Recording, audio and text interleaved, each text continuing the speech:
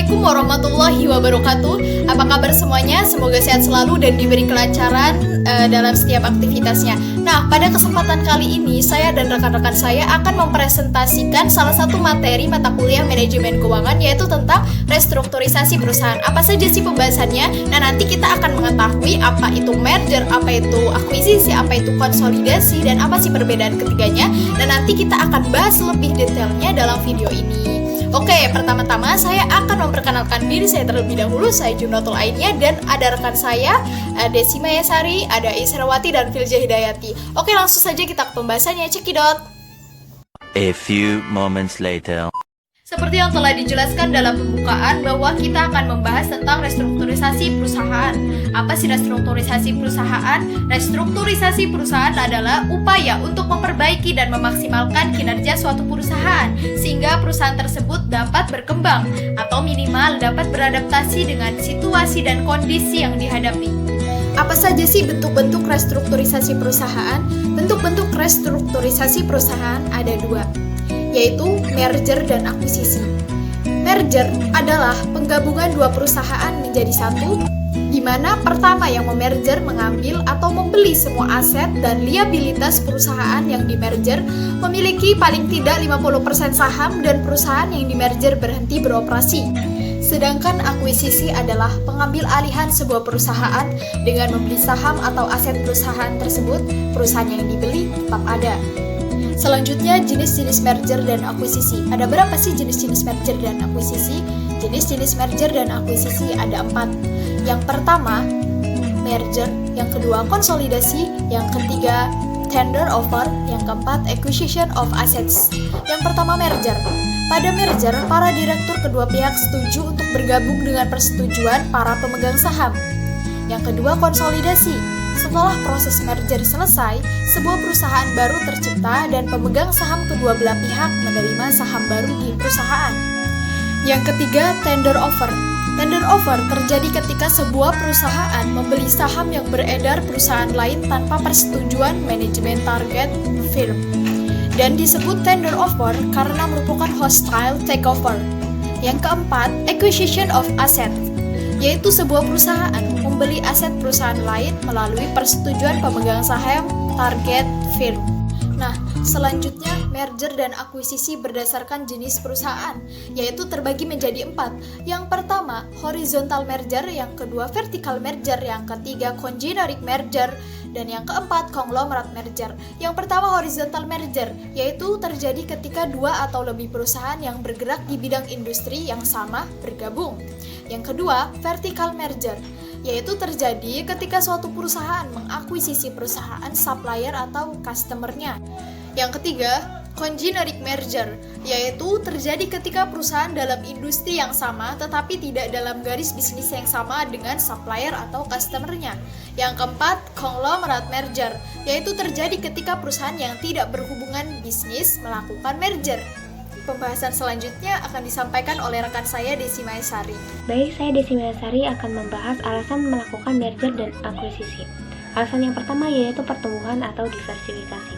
Nah, setiap perusahaan pasti ingin memiliki pertumbuhan yang cepat, atau semua target yang diinginkan oleh perusahaan tersebut bisa cepat tercapai. Selain itu, jika melakukan ekspansi dengan merger dan akuisisi, maka perusahaan dapat mengurangi persaingan. Yang kedua yaitu sinergi. Sinergi dapat tercapai jika merger dapat menghasilkan tingkat skala ekonomi. Nah, tingkat skala ekonomi ini terjadi karena perpaduan dengan biaya overhead menghasilkan pendapatan yang lebih besar daripada pendapatan tanpa merger. Yang ketiga, meningkatkan dana. 4. Menambah keterampilan. 5. Pertimbangan pajak. 6. Meningkatkan likuiditas pemilik. Dan yang ketujuh, melindungi diri dari pengambil alihan. Selanjutnya yang akan saya bahas mengenai kelebihan dan kekurangan merger. Kelebihan merger yaitu pengambil alihan melalui merger lebih sederhana dan lebih murah dibandingkan dengan pengambil alihan yang lain. Dan kekurangan merger yaitu harus adanya persetujuan dari para pemegang saham masing-masing perusahaan. Nah, sedangkan untuk mendapatkan persetujuan tersebut membutuhkan waktu yang lama. Baik, Pembahasan selanjutnya akan dibahas oleh Iis Hernawati. Silakan Iis. Baik, saya Isarwati. Di sini saya akan menjelaskan atau membahas tentang kelebihan dan kekurangan akuisisi dan juga perbedaan antara merger, konsolidasi, dan akuisisi. Nah, yang pertama ada kelebihan akuisisi. Nah, kelebihan akuisisi ini adalah saham tidak memerlukan rapat pemegang saham dan suara pemegang saham, sehingga jika pemegang saham tidak menyukai tawaran berupa dari bidding frame ini, mereka dapat menahan sahamnya dan tidak perlu menjual kepada pihak bidding frame tersebut.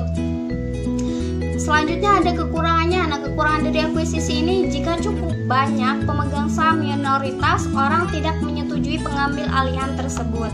Nah, maka akuisisi akan batal. Pada umumnya, anggaran dasar perusahaan menentukan paling sedikit 2/3 atau sekitar 67% suara yang pada akuisisi ini terjadi.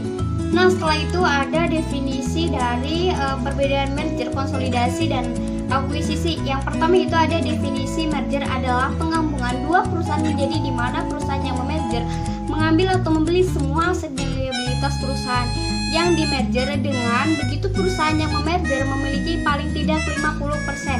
Nah, dari merger sendiri ini mempunyai skema, yaitu perusahaan X ditambah perusahaan Y sama dengan perusahaan X. Yang kedua itu ada definisi konsolidasi, yaitu adalah penggabungan usaha antara dua perusahaan atau lebih, di mana untuk meneruskan kegiatan usaha gabungan dibentuk perusahaan baru dan semua perusahaan yang bergabung menghentikan kegiatannya. Nah, dari konsolidasi ini mempunyai skema, yaitu perusahaan X ditambah perusahaan Y sama dengan perusahaan Z. Dan yang ketiga, definisi akuisisi. Nah, dari definisi akuisisi ini pengambil alihan atau takeover sebuah perusahaan dengan membeli saham atau aset perusahaan yang dibentuk tetap ada, yaitu memiliki skema perusahaan X ditambah perusahaan Y sama dengan buka kurung perusahaan X ditambah perusahaan Y buka kurung. Materi selanjutnya akan dibahas oleh rekan saya, yaitu Filja Hidayanti. Saya akan melanjutkan dari Iis Ernawati. Nama saya Filza Hidayanti. Saya akan menjelaskan tentang perbedaan merger, konsolidasi, dan akuisisi berdasarkan pada status perusahaan. Yang merger, perusahaan yang menerima penggabungan tetap eksis, sedangkan perusahaan yang menggabungkan diri bubar tanpa likuidasi. Yang konsolidasi, perusahaan yang meleburkan diri bubar tanpa likuidasi. Yang akuisisi yaitu akuisisi bisa dilakukan terhadap saham atau aset milik perusahaan target yang berdasarkan pada rancangan dan konsep. Yang berdasarkan pada merger, rancangan merger dan konsep akte merger harus disetujui RUPS. Pada rancangan konsolidasi dan konsep akte konsolidasi wajib disetujui RUPS. Pada akuisisi, pihak mengakuisisi berbentuk perseroan terbatas sebelum melakukan akuisisi harus lebih dahulu mendapatkan persetujuan dari RUPS. Berdasarkan pada aktiva dan pasiva. Aktiva dan pasiva perusahaan berdasarkan pada merger yang menggabungkan diri akan beralih ke dalam perusahaan hasil merger berdasarkan titel umum. Pada konsolidasi, aktiva dan pasiva perusahaan yang meleburkan diri akan beralih dalam perusahaan baru hasil konsolidasi berdasarkan titel umum. Pada akuisisi, akuisisi saham berbeda dengan pembelian saham biasa karena dalam akuisisi saham jumlah saham yang dibeli relatif banyak sehingga dapat mengubah posisi pemegang saham mayoritas atau memegang saham pengendali. Berdasarkan pada contoh. Contoh merger yaitu bergabungnya Lipo Bank dan CIMB Niaga pada tahun 2008. Contoh proses konsolidasi adalah Bank Mandiri. Contoh akuisisi yaitu Aqua diakuisisi oleh Danone, Pizza Hut oleh Coca-Cola, dan lain-lain. Nah, itulah pembahasan materi mata kuliah Manajemen Keuangan tentang restrukturisasi perusahaan. Semoga bermanfaat. Terima kasih. Wassalamualaikum warahmatullahi wabarakatuh.